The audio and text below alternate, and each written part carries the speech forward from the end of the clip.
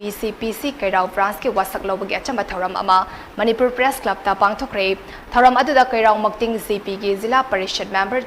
Dilela Begum VCPC Head Office ke Chairman Albas Fai Manipur Creative School ki Managing Director MD Reis Ahmad Yauna lamdam sigi tongan mahiram damasak naraba miyoi kiana President Member oina sarvya ki wasak lobagi thoram aduda VCPC Headquarter ki Chairman Albas Fai hai VCPC na lamdam sida safong lakiba matamdagi hauna tongan ba ihramda miyam ki oiba thabak tharam kaya pangthoktuna lakli luf asibunung sibituna lamdam sigi tongan ba mafam kaya da branch hangdokna bahairak pasi yamna laibak faba amani kudimak asi lamdam sigi miyamna VCPC bu support tarakpa mai pakna pangthokpa ngamlibani makata na luf asina miyam ki interest ta tarakpa thabak tharam khudingda angamba level da support tobiyu hainan albas faina phongdokhi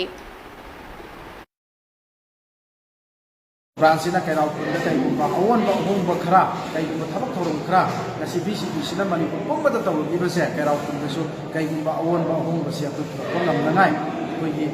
oiba koigi moto sida section jaiba sim yam pumna su support to biyo amati makha tar ko ina koi VCPC Manipur na